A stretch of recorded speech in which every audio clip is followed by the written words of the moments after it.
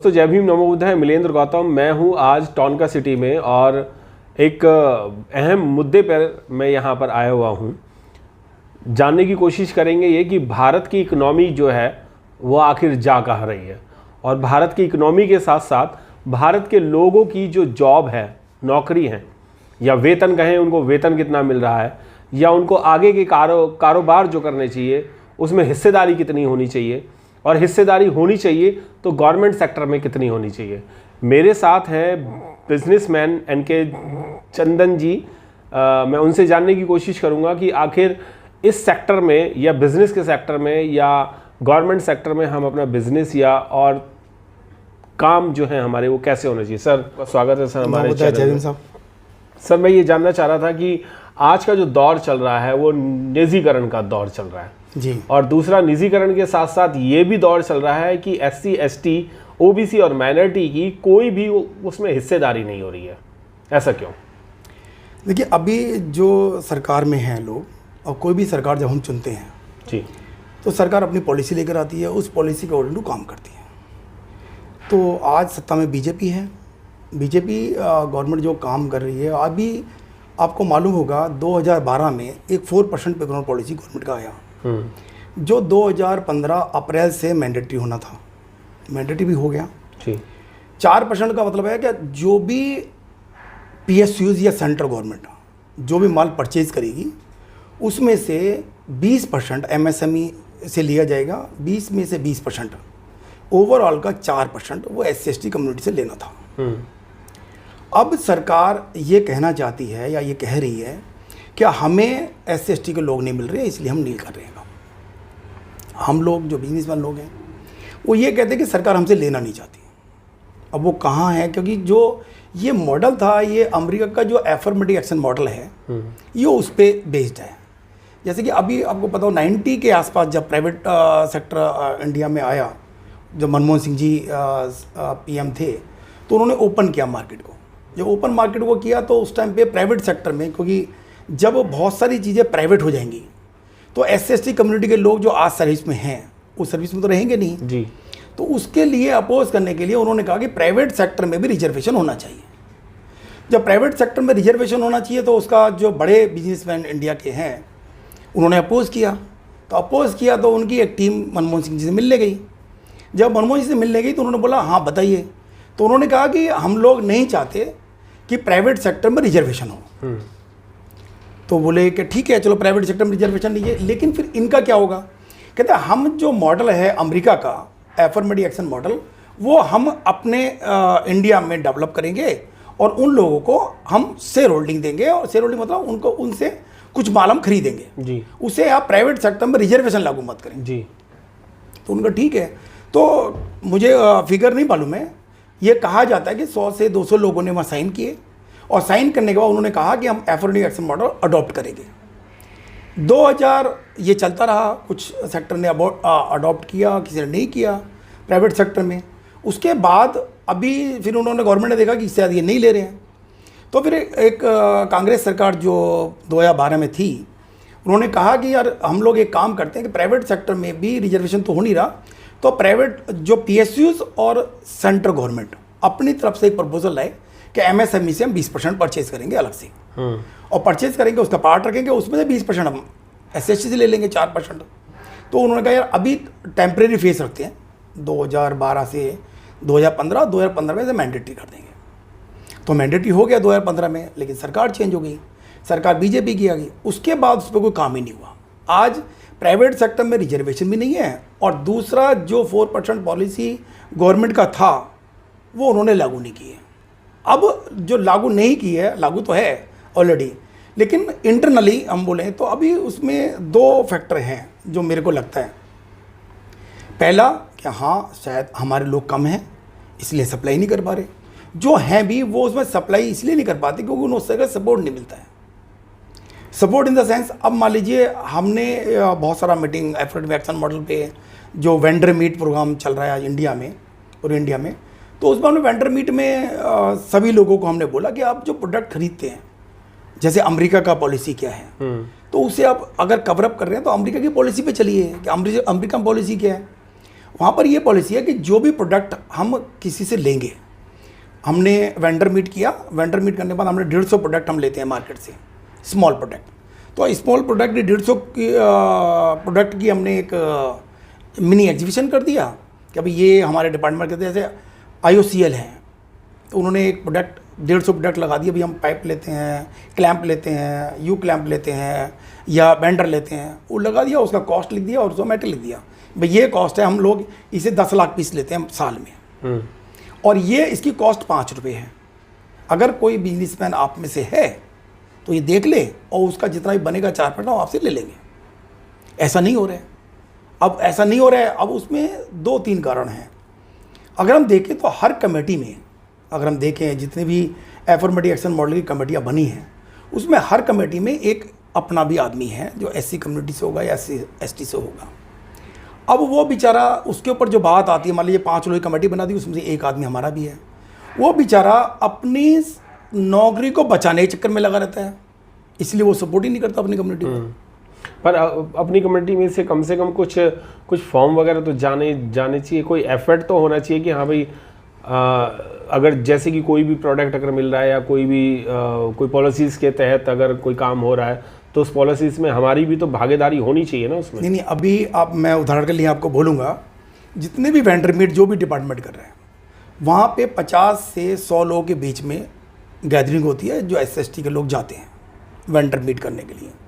उनमें से एक भी लोग नहीं चुनता है, वो संभव नहीं है ना, क्या एक भी 100 लोग आपके पास आए और एक भी लोग कैपेबल नहीं है और आप बुला रहे हैं।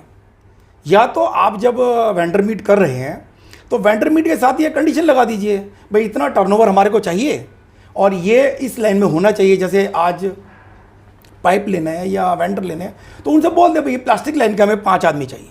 जरूरी कोई 100 लोगों का वेंडर मीट करें। अभी होता क्या है, वेंडर मीट पे खर्चा आया 2 लाख रुपए, उन्हें दिन में अच्छा नॉन वेज खिलाया, अच्छी पार्टी हुई, और वेज वाले वेज खाएंगे, नॉन वाले वेज खाएंगे, 2 बार कॉफ़ी मिलेगा, 4 बार बिस्किट मिलेंगे, और वेंडर मीट खत्म हो गई, सब अपने अपने घर चले गए। उसके बाद उसके ऊपर कोई डिस्कशन नहीं होता है। अगर वेंडर मीट पे हम 2 से 3 लाख रुपए खर्च कर रहे हैं, तो उसके बाद में उनका भी एक अंडर इंटरनल होना चाहिए डिपार्टमेंट कि आपने 5 वेंडर मीट की इस साल के अंदर या आपने 10 वेंडर मीट की इस साल के अंदर, तो उनका आउटपुट क्या है। क्या उन लोगों में से एक भी आदमी ऐसा है, कैटेगरी को अलग कर दें, तो उनके जो ऑफिसर्स है जो वेंडर मीट करा रहे हैं वहाँ पे GM लेवल पे, उनको एक नोटिफिकेशन होना चाहिए कि भैया 100 लोग आए, उनमें से कितने लोग हमने चूज़ किए। तो 2 लोग, 3 लोग, 4 लोग या एक ही आदमी, अगर वो चूज़ करते तो वही सप्लाई करेगा। पर भारत में तो ये पॉलिसी चल रही है कि एक ही आदमी को सारा भारत लुटा दिया जाए। नहीं, वो तो देखिए हर किसी गवर्नमेंट की अपनी पॉलिसी है, वो उसमें मैं नहीं बोलूँगा कुछ भी। नहीं सर, पॉलिसीज अगर गवर्नमेंट की है तो गवर्नमेंट का तो दायित्व ये बनता है कि हर किसी को एक बराबरी में देखा जाए, या बराबरी में नहीं, और जैसे मैं अभी कह रहा था कि कैटेगरी वाइज अगर हम पार्ट में डाल दिया जाए। रेलवे बेच दी है। मैं BSNL की बात करूं तो BSNL इतना बड़ा प्लांट था हमारा, जितना फाइबर ज़मीन में BSNL का था वो सारा फाइबर जो है आई थिंक जियो यूज़ कर रहा है, अंबानी कर रहा है। तो एक तरफ अंबानी और एक तरफ पूरा भारत जी। क्योंकि कारण क्या है, जो भी सरकार चलाता है, सरकार को भी हर तरह का एक इंटरनल सोर्सेज चाहिए, जो सोर्स शायद अंबानी या अदानी दे पा रहे हैं आज की डेट में, वो और कोई नहीं दे पा रहा है। तो क्या पूरे भारत में एक ही आदमी है? नहीं आ सकते हैं, उसके लिए एक बड़ा हाथ चाहिए जी, जो हमारे लोगों पे नहीं है। हाथ मतलब इन द सेंस आप लगा लीजिए, जो हमारे बिजनेसमैन लोग हैं, चाहे वो 50 करोड़ का बिजनेस कर रहे हैं या 10 करोड़ का बिजनेस कर रहे हैं, 10 करोड़ वाले को भी एक ऊपर हाथ चाहिए, 50 करोड़ वाले के लिए भी ऊपर हाथ चाहिए, 100 करोड़ वाले के लिए भी चाहिए। अब हाथ जिनको नहीं चाहिए वो लोग हैं जिनका आज की डेट में 5 लाख, 10 लाख, 20 लाख का बिजनेस करा, उसे कोई ज़रूरत नहीं है, वो तो माल बनाएगा, मार्केट में सप्लाई कर देगा और अपना खर्चा पानी चल रहा है। लेकिन अगर आप बड़ा सोचेंगे कुछ भी, तो बड़ा सोचने के लिए बड़ा हाथ भी चाहिए। बड़ा हाथ साथ साथ आपको एक बड़ी सपोर्ट भी चाहिए। बड़ा सपोर्ट के देखिए, अब 2 उसमें फैक्टर हैं, एक तो बड़ा हाथ और बड़ा पैसा। अभी जितने भी, अगर हम SC/ST कम्युनिटी की बात करें, SC/ST कम्युनिटी के जो लोग हैं, जो ऑफिसर्स हैं, मतलब वो क्लास 1 ऑफिसर की बात मैं कर रहा हूँ यहाँ पे, क्लास 1 ऑफिसर है या JE लेवल तक अगर हम आ जाएँ, इंस्पेक्टर लेवल तक, जहाँ पर सबको मालूम है कि नंबर 1 का नंबर 2 का पैसा दोनों इन्वॉल्व होता है। वो भी लोग जो पैसा कमा रहे हैं, वो लोग भी हमारे लोगों पे पैसा नहीं लगाते हैं। उसका कारण है कई, वो ये सोचते हैं कि शायद हमारे लोग उतना पैसा वापस होगा, नहीं होगा, फेल ना हो जाए। तो वो एक अलग क्राइटेरिया है। अगर हम हाथ की बात करें तो हमारे जितने भी लीडर हैं, अगर हम हाथ की बात करें, ऊपर हाथ की बात मतलब मैं लीडर की बात कर रहा हूँ। लीडर में वो मिनिस्टर भी हो सकता है, वो एमएलए भी हो सकता है, वो एमपी भी हो सकता है, वो सेंट्रल गवर्नमेंट का भी हो सकता है, स्टेट गवर्नमेंट का भी हो सकता है, लेकिन वो हाथ नहीं रखता है क्योंकि वो अपने कम्युनिटी के साथ में काम करना नहीं चाहता है। उसके कई फैक्टर हैं। अगर हम देखें, अगर हमारा कम्युनिटी का आदमी आज कोई मिनिस्टर बनता है, जो मिनिस्टर बना वो रिजर्व सीट पे लड़कर आया। रिजर्व सीट पे कोई गवर्नमेंट को भी दिखाना है यार 2% 3%, चलो यार 2 लोगों को मिनिस्टर बना देते हैं तो एससी कम्युनिटी का मिनिस्टर रहेगा। लेकिन वो जो कैटेगरी है, अगर हम देखें जो पॉलिटिक्स में जो कैटेगरी है, अगर हम उस कैटेगरी में जाते हैं तो आज भी सेंट्रल गवर्नमेंट हो या कोई भी स्टेट गवर्नमेंट हो, कौन सी मिनिस्ट्री मिलती है? सोशल एंड जस्टिस मिनिस्ट्री जो है वो एससी के लिए रिजर्व है।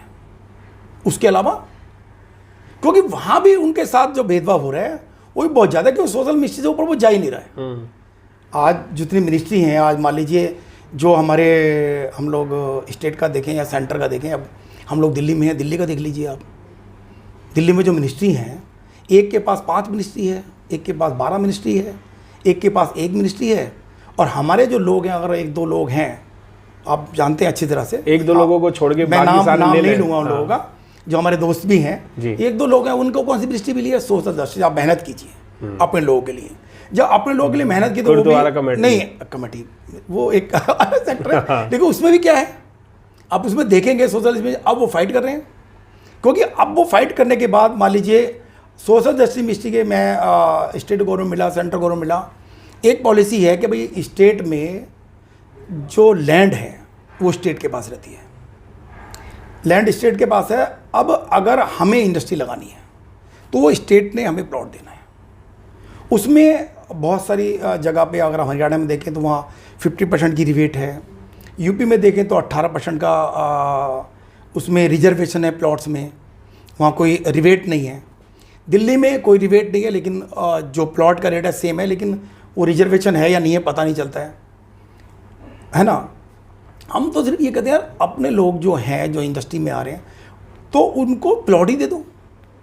और जो स्टेट है, आज मान लीजिए आज अपना 5 साल सेंट्रल स्टेट गवर्नमेंट को हो गया, 1 साल पहले भी रहे, मतलब 6 या 6.5 साल हो गया, 7 साल के लगभग हो 6 या 6.5 साल में इन्होंने जो बड़ी बातें करती है आम आदमी पार्टी, उसने भी SC ST का जो 4% पेरोल पॉलिसी है सेंट्रल गवर्नमेंट की, वो लागू नहीं किया अपने यहाँ पे। यानी तो हम क्या समझेंगे? यानी कि एक शब्द में ये कहा जाए कि शोषण अभी भी जारी है। नेचुरल, क्योंकि स्टेट जो सेंट्रल गवर्नमेंट ले नहीं रही है, वो एक अलग फैक्टर है, और स्टेट गवर्नमेंट कर नहीं रही है। आज स्टेट गवर्नमेंट यूपी है, हरियाणा है, राजस्थान है, शायद एक तेलंगाना गवर्नमेंट ने और 2-3 गवर्नमेंट ने अपने यहाँ लागू किया है। महाराष्ट्र में शायद है, तेलंगाना में है, और बाकी कोई स्टेट उसे फॉलो ही नहीं कर रहा है। और सेंट्रल गवर्नमेंट का, जबकि ये सेंट्रल गवर्नमेंट की पॉलिसी है, उन्हें ये प्रेस करना चाहिए स्टेट गवर्नमेंट को कि आप ये 4% पॉलिसी आप भी लागू करें, लेकिन नहीं कर रहा कोई भी। तो हमारे जो लोग हैं, जो हमारे जो ऑफिसर्स हैं या जो अपने MP MLA हैं, आज जो हमारे लीडर हैं, अगर हम लीडर की बात बीच में मैं थोड़ा सा अपने आप को टर्न कर रहा हूँ जी, अगर हम लीडर की बात करें, वो बेचारे रिजर्व सीट पे लड़के आए, अब उन्हें चांस मिलता है मिनिस्ट्री मिलने का, 2 लोग 3 लोग मिनिस्टर बन गए। जब हम लोग उनसे मिलने जाते हैं तो वो भी अच्छा रिस्पॉन्स नहीं देते हैं। आज मोदी साहब बोलते हैं मेक इन इंडिया का वो दे रहे हैं, स्टार्टअप इंडिया हो गया, स्टैंडअप इंडिया हो गया, लेकिन उस पर कितना काम हुआ? मुझे लगता है जितना काम होना चाहिए था उतना काम हुआ उस पर। अगर उसका 50% भी काम हो जाता तो इंडिया शायद ग्रोथ कर जाता। जो गवर्नमेंट को सपोर्ट करते, 2-4 बड़े लोग होते हैं जो उस गवर्नमेंट को चलाते हैं, तो अगर वो गवर्नमेंट को चला रहे हैं तो उन्हें उसका बेनिफिट भी मिलना चाहिए। जैसे गवर्नमेंट सेक्टर में से रिजर्वेशन हटा रहे हैं सारा, और रिजर्वेशन हटा करके वो प्राइवेटाइजेशन कर रहे हैं सब चीज़ का। अभी हाल ही में LIC भी दे मारी उन्होंने जी, LIC का भी बुरा हाल कर देंगे, वो बोर्ड बना देंगे, यानी जहाँ भी पैसा आ रहा है वो उसी को ही वो प्राइवेट कर रहे हैं। तो क्या ये गवर्नमेंट की पॉलिसी एक बहुत ज़बरदस्त नहीं है कि हम रिजर्वेशन भी नहीं हटाएंगे और प्राइवेट सेक्टर में ला करके जॉब भी नहीं देंगे? देखिए सर, दो चीज़ें हैं। हमें बाबा साहब की वजह से रिजर्वेशन मिला, ये अब मान लें हम दिल से, ये जब तक पृथ्वी है जब तक तो रहने वाला नहीं है। आज 70 साल लगभग देश को आज़ाद हुए हो गए और आज 70 साल हम लोग बीत के यहाँ तक पहुँचे हैं। मेरे डैडी 51 में दिल्ली आए थे, वो अपनी फ़ाइट कर रहे थे, हम लोगों ने नई जनरेशन ने अपना फाइट स्टार्ट किया। मैं पहला बिजनेसमैन, घर से मैंने बिजनेस स्टार्ट किया। तो हम ये मान लें जितने भी पॉलिटिशियंस हैं या जो भी गवर्नमेंट सेक्टर वाले हैं, क्या रिजर्वेशन ये अब ज़्यादा तक नहीं रहने वाला है। हम उसके लिए फ़ाइट करते रहे और बहुत सारे लोग हैं जो अभी यूनिवर्सिटी में आप देख रहे हैं वो फाइट कर रहे हैं। यूनिवर्सिटी में आज नहीं रिजर्वेशन में जो प्रोफेसर हैं उनका अपॉइंटमेंट नहीं हो रहा है। ऐसे ही अगर हम जस्टिस की बात करें, अगर हम लोग सुप्रीम कोर्ट देखें, हाई कोर्ट देखें या लोअर कोर्ट में देखें, तो जितने लोग हमारे जज होने चाहिए थे शायद वहाँ पे 20 से 22% होना चाहिए, 15 और 7.5 साढ़े 22% होना चाहिए। और मुझे लगता है कि वहाँ पे 4 से 5% भी अपने लोग बिल्कुल उस लेवल पे पहुँचे हैं। तो जब वो क्यों, उसके पीछे जो फैक्टर है अगर हम देखें, जो हमारी लीडरी हैं, MP MLA जो मिनिस्टर हैं, अगर वही सही करके फॉलो नहीं करेंगे तो संभव नहीं है कि हम लोग उस सेक्टर पे पहुंच पाएँ। जैसे अभी आप मान लीजिए, मैंने जितना सुना है कि बाबू जगजीवन राम जी रेलवे मिनिस्टर बने इंदिरा गांधी जी की टाइम में। अगर आप आज भी पेपर उठा के देखें तो वहाँ पर 15% का रिजर्वेशन था SC/ST के लिए और 7.5% का रिजर्वेशन है ST के लिए। वहाँ पर 24% तक SC/ST के लोग थे जो काम कर रहे थे रेलवे में। और आज का डाटा अगर देखें, आज भी 17% जो लोग हैं, मतलब जितने रिजर्वेशन होना चाहिए था उससे भी 2% ऊपर वो रेलवे में SC/ST लोग काम कर रहे हैं। तो अगर जो मिनिस्टर हमारा है अगर वो सही करके सोचेगा तो जो कम्युनिटी, हम ये नहीं कह रहे कि आप 24% कर दीजिए या 20% कर दीजिए या 17% कर दीजिए, वो तो उस टाइम पे लोग मिले होंगे तो भर्ती हो गई। लेकिन जो 15% का रिजर्व वो तो लागू करो, वो तो करना चाहिए। अगर हम देखें अभी 70 साल हमारे देश को आज़ाद हो गए, आज भी किसी भी सेक्टर में, कोई भी सेक्टर आप उठा के देख लीजिए, 15% और 7.5% रिजर्वेशन कहीं नहीं हुआ। क्यों? क्योंकि जो हमारे ऑफिसर्स या अपनी लीडरी जो है वो कन्वे नहीं करती है नीचे कितना है, कितना, हाँ ठीक है ये हो गया, साइन मार दी। क्योंकि जहाँ पर भी रिजर्वेशन है किसी भी सेक्टर में, अगर वहाँ 4 लोगों की कमेटी है, 3 लोगों की कमेटी है, 5 लोगों की कमेटी है, उसमें एक रिजर्व का कैंडिडेट होता है और वो कैंडिडेट रिजर्व का जो है वो कितना कैपेबल है कितना नहीं है उसी पे डाउट करना चाहिए। ये हमारे ना तो लीडर समझ पाएंगे और ना ही हमारे जो क्लास 1 ऑफिसर हैं। हाँ, बिजनेसमैन लोगों की जो आप बात कर रहे हैं, बिजनेसमैन अभी तो आप लगा ली 10 से 15 साल 20 साल पहले स्टार्ट हुआ, 1990 के बाद। अगर दलित बिजनेसमैन को देखें वो अपना फाइट कर रहे हैं, लेकिन अपना जो फाइट वो कर रहे हैं उसके ऊपर भी ना तो कोई बिजनेसमैन, ना तो कोई लीडर और ना हमारे ऑफिसर्स उसे पैसा लगाने तैयार नहीं है। तो एक देखिए, जब तक आदमी 1 करोड़ 2 करोड़ 5 करोड़ तक अपने दम पे चला जाएगा, उसके बाद 5 करोड़ करने के बाद उसे एक्स्ट्रा ऑर्डिनरी एफर्ट चाहिए जो हमारे लीडर्स के पास है, जो हमारे क्लास 1 ऑफिसर के पास है जी। नहीं तो हम जूझते रहेंगे और ये 5 7 10 करोड़ तक पहुंच जाएंगे। 10 करोड़ के ऊपर तो चाहिए ना। अगर आपका वो सोर्स नहीं है, आपका लीडर अच्छा नहीं है, या आपके रिलेशन अच्छे नहीं है, या वो लीडर आपको उतना अच्छा अहमियत नहीं दे रहा है, तो ठीक है, हम भी इतना करते रहेंगे, भी बच्चों को पालेंगे। कुछ वैकेंसीज या कुछ बिजनेस में अगर आपको पार्ट दिया जाए कि भाई ये पार्ट आपका है, ये पार्ट आपका है, तो उसमें आप भागीदारी निभा सकती है SC और ST? दो चीज़ मैं अब मैं बोलूँगा। जब हम लोग बिजनेस स्टार्ट करते हैं, मान लीजिए मैंने भी नौकरी की 20 साल और सभी उसी स्टेज से निकले हैं, तो हम लोग पहले तो मेहनत करते हैं खुद। 20 साल मेहनत किया, यहाँ तक उस लेवल तक पहुँचे कि मैं प्राइवेट सेक्टर में, जो मेरे गुप्ता मेरे पार्टनर थे, तो हम लोग 2092 से 18 साल मैंने काम किया, 8 साल काम किया। उसके बाद उसी कंपनी में डायरेक्टर बन गया, पार्टनर हो गए, 10 साल पार्टनरशिप में काम किया, उसके बाद अपना काम शुरू किया। जब आप 20 साल या 30 साल कहीं काम कर लेते हैं अपने हाथ से, फिर आप काम नहीं करते हैं, फिर आप क्या करते हैं, लीडरी शुरू होती है आपकी। लीडरी मतलब आपको किस आदमी से क्या काम कराना है, आप मैनेजमेंट करते हैं। मैनेजमेंट किस आदमी की कितनी कैपेबिलिटी है, वो क्या काम कर सकता है, वैसे ही आप बांटते हैं। ऐसे ही हर सेक्टर में होता है। तो जहाँ तक जो आपने अपने लेवल पे 5 करोड़ तक पहुँच गया, इसके अंदर उसके अंदर वो काबिलियत है कि बड़ा बिजनेस कर सकता है। अब बड़ा बिजनेस करने के लिए फिर वो जो रास्ते खुलते हैं वो रास्ते अलग तरीके के होते हैं। उसे मान लीजिए 20 करोड़ का टेंडर मिला, तो 20 करोड़ टेंडर मिला तो वो पहले ही कैलकुलेट कर लेता है, यार 20 करोड़ में से 20% मेरा हो गया तो मैं 4 करोड़ कमा लूँगा, और वैसे ही खुलता है। आज जो आप बात करें अदानी अंबानी साहब की जो बात कर रहे हैं, देखिए वहाँ पे मान लीजिए उन्होंने एक किसी भी सेक्टर को लिया, मान लीजिए आज रेलवे लिया, रेलवे वो देखते हैं भाई आज इसका आउटपुट कितना है और कितना बेनिफिट है। उन्होंने गवर्नमेंट को बोला ठीक है जी अब 50 करोड़ मैं ले लेता हूँ। 50 करोड़ वो तभी दे रहा ना जब उसका प्रॉफिट 50 करोड़ है उस पर। और 50 करोड़ वो अपनी जेब से भी तो नहीं दे रहा ना सर। नहीं, वो तो कोई भी बिजनेस नहीं देता है। अगर हमें वो सेक्टर में जाना होगा तो मान लीजिए हमारे 50 करोड़ का हमने दिल्ली रेलवे स्टेशन ले लिया, मुझे वैल्यू का नहीं पता है, मैं एक उदाहरण के तौर पर दे रहा हूँ। मान लीजिए 50 करोड़ का हमने ले लिया, अब बैंक से फाइनेंस हो जाएगा पूरा, क्योंकि आपका लीज हो रहा है वो 30 साल का, 20 साल का या 10 साल का वो लीज होगा, उसमें डिवाइड कर लेंगे। उसमें बोलेंगे कि हाँ 2% अपना जमा कर दीजिए आप, या 10% जमा कर दीजिए, या 5% जमा कर दीजिए। बैंक बोलेगा 5% हमने जमा करना है, मान 2.5 करोड़ मैंने जमा कर दिया। 2.5 करोड़ जमा होने के बाद बैंक से फाइनेंस हुआ और मेरे अंडर में दिल्ली का रेलवे स्टेशन आ गया। मैं उसे कवर करूँगा, 2-3 महीने उस पर लगाऊंगा, और वो उसका 2-3 महीने के बाद उसका बेनिफिट होना शुरू हो जाएगा, क्योंकि वो चलता हुआ बिजनेस है। हम लोग उसे प्लेटफॉर्म ना बोले, रेलवे ना बोले, वो चलता हुआ बिजनेस है जो कोई भी खरीद रहा है। और चलता हुआ बिजनेस पे तो हर कोई पैसा लगाता है। आप डिक्की के डायरेक्टर हैं जी, और डिक्की के डायरेक्टर होने के बावजूद भी आप अपना काम भी करते हैं, सब चीज़ों में लगे हुए हैं, और आपकी डिक्की में कई सौयों की तादाद में बिजनेसमैन हैं, हज़ारों की तादाद में जी, और सारे करोड़पति हैं जी। क्या उनमें से भी एक भी आदमी ऐसा नहीं है कि गवर्नमेंट का कोई प्रोजेक्ट ले सके?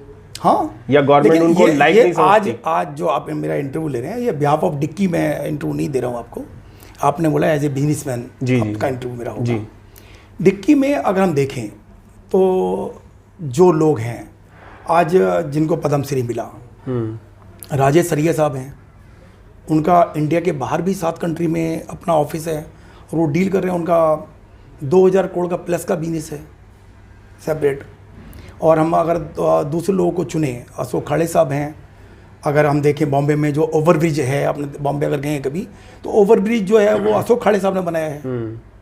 ऐसे ही अगर बॉम्बे में हम देखें, गुजरात के एक हैं भगवान गवई ने जी ने वहाँ अभी सऊदी में जो वहाँ के अच्छी लेवल पे जो लोग हैं उनके साथ पार्टनरशिप किया है दुबई में। तो हमारे लोग हाँ अभी अच्छा बिजनेस कर रहे हैं, जो कि नासा तक भी अपने प्रोडक्ट पहुंचा चुके हैं। आपके यहाँ के लोग? हाँ, जो अभी वहाँ पर हैं अपना, नहीं महाराष्ट्र में हैं, जो जिन्होंने कंप्रेसर बनाना था, उसे एयर कंप्रेसर बोलते हैं, विदाउट ऑयल कंप्रेसर होता है। वो नासा में उन्होंने सप्लाई किया काफ़ी माल, तो लेकिन उन्होंने रिजर्वेशन पे नहीं किया। उनमें काबिलियत है, वो कर रहे हैं, लेकिन उन्हीं को इंडिया गवर्नमेंट में वो उतना बेनिफिट नहीं मिल रहा है। तो यानी इंडियन गवर्नमेंट चाहे तो हज़ारों की तादाद में नहीं, लाखों की तादाद में ऐसे बिजनेसमैन हैं जिनको कारोबार दिया जा सकता है या उन पर भार दिया जा सकता है। देखिए, गवर्नमेंट अगर चाहे तो कुछ भी कर सकती है, पर वो आज जैसे जातिवाद के नहीं, शायद ये जातिवाद का जो कीड़ा है वही काट रहा है। वो तो हमेशा रहेगा, पृथ्वी से कभी खत्म होने वाला नहीं है। जाति तो हमने जो सुना है या हमने जो देखा है, जो हमने अपने लोगों से सुना है, जाति एक ऐसी है जो कभी नहीं जाती है, वो आपके साथ हमेशा रहेगी। दूसरा जो आपने बात किया कि अगर आप में सपोर्ट मिल जाए, देखिए 78 में इंदिरा गांधी जी जो बैक किया 78 में, तो उन्होंने क्या किया प्राइवेट सेक्टर में, जैसे आज बहुत सारे ऐसे सेक्टर प्राइवेट हो रहे हैं, ऐसे उन्होंने मुहिम चलाया कि जो प्राइवेट सेक्टर है उसे गवर्नमेंट सेक्टर में कन्वर्ट करें, और वो हुआ काफ़ी बहुत हुए। उसी बीच में उन्होंने देखा यार अगर हम लोग जो ये पेट्रोल पंप जो आप देखेंगे, पेट्रोल 78 में उससे पहले तो रिजर्वेशन नहीं था पेट्रोल पंप में, तो उससे इंदिरा गांधी साहब ने क्या करा, इंदिरा गांधी जी क्या यार चलो ये लोग कुछ आ रहे हैं ऊपर उठ के, तो इन्हें यार 15% पेट्रोल पंप देते हैं। तो हाँ, ये कहा जाता है, जो हमारे बुजुर्ग लोग बोलते थे क्या हमारे लोग पैसा नहीं था, लोग मिलते नहीं थे पेट्रोल पंप वाले, तो कुछ लाला लोग या जो भी जिनके पास उस टाइम पे पैसा होगा, उन्होंने हमारे लोगों के साथ पैसा लगाया, 50-50 पार्टनरशिप किया या 25% का किया, और वो पेट्रोल पंप उनके सामने हो गया। होने के बाद वो चालू भी हो गया। अब एक जो आदमी आज 2,000 रुपये महीना कमा रहा था, उसकी इनकम 20,000 महीना हो गया लाला जी के साथ पार्टनरशिप करके। तो मेरे साथ जो मेरे अपने जो कुलीग हैं या SC कम्युनिटी के जो भी, वो कह रहे यार वो तो पार्टनरशिप कर लिया, वो सारा वो ले आता है। मैंने कहा यार आपकी इनकम 2,000 से 20,000 पहुँच गई उस टाइम पे जो हुआ होगा, तो हमें क्यों दुख होना है भाई। फिर धीरे धीरे 5 साल के बाद या 10 साल के बाद जब उनके बच्चे बड़े हुए तो उन्होंने कहा ठीक है जी लाला जी अपने पैसा ले लीजिए, पेट्रोल पंप हम ले लेंगे। तो वो बहुत हुआ, उन्होंने कहा ठीक है जी आप ये वैल्यू लगा लीजिए। मान लीजिए आज पेट्रोल पंप की वैल्यू भैया 5 करोड़ से आज 15-20 करोड़ हो गया। 20 करोड़ का पेट्रोल पंप है, ठीक है जी 10 करोड़ आपका 10 करोड़ मेरा, आप मुझे 10 करोड़ दे दीजिए, मैं आपके नाम पे कर देता हूँ। तो जिनके पास पैसा था, जिन्होंने पैसा कमाया, उन्होंने उस पैसे को ले लिया और पेट्रोल पंप उनका हो गया। आज जो मुझे लगता है आज कई हज़ार लोग हैं SC कम्युनिटी के जिनके पास अपना पेट्रोल पंप है, कुछ पार्टनरशिप में भी हैं, लेकिन बहुत सारे अभी कई हज़ार लोग हैं जिनका पेट्रोल पंप अपना है। उस टाइम पे जो पॉलिसी आया था उसमें कई पॉलिसी का बेनिफिट भी आया था। गवर्नमेंट ने कहा था SC कम्युनिटी के पास लैंड नहीं है, तो लैंड उस टाइम पर गवर्नमेंट प्रोवाइड कराती थी। सेंट्रल गवर्नमेंट स्टेट को बोलती थी कि ये हम पेट्रोल पंप इतना दे रहे हैं, इनको लैंड आप दीजिए। तो दिल्ली में जो पेट्रोल पंप हैं या यूपी में पेट्रोल पंप, बहुत सारे पेट्रोल पंप जो शुरू में दिए गए वो गवर्नमेंट के लैंड पर दिए गए, उनकी लीज जाती है। आज भी बहुत सारे पेट्रोल पंप ऐसे हैं जो लीज होल्ड है, जो गवर्नमेंट ने लीज होल्ड प्रॉपर्टी दी है उनको, वो लीज जाता है गवर्नमेंट को। तो सुबह हाँ अब जो है, अब बहुत सारे अभी जो पेट्रोल पंप निकले थे उन्होंने कहा नहीं जी लैंड आपकी होनी चाहिए, हम पेट्रोल पंप देते हैं। अब पेट्रोल पंप अलॉट हुए बहुत सारे लोगों को, जिनके पास पैसा था उन्होंने पेट्रोल पंप लगा लिया, जिनके पास पैसा नहीं था उन्होंने छोड़ दिया। क्योंकि उतना मान लीजिए आज से आज जो पेट्रोल पंप पे लगता है, आज मुझे लगता है 5-7 करोड़ पे लगता है पेट्रोल पंप में बनाने में, क्योंकि स्टॉक भी खरीदना पड़ता है आपको, पंप भी बनाना है, वो लैंड भी लेनी है। तो लैंड अगर देखें बहुत ही महंगा लैंड है दिल्ली में भी होता है उसका। जी जी। तो लेकिन कुछ लोग आते रहेंगे, कुछ लोग जाते रहेंगे सर। SC ST में एज ए बिजनेसमैन आप भारत सरकार को क्या निवेदन करना चाहेंगे? मैं अगर अपनी तरफ से रिक्वेस्ट करूंगा, भारत सरकार जो भी माल बेच रही है, मतलब सेल आउट कर रही है या लीज पर दे रहा है किसी को भी, उसमें हमारी भी हिस्सेदारी होनी चाहिए। वो गवर्नमेंट डिसाइड करे कितने % रिजर्वेशन होगा या कितने हिस्सेदारी होगी।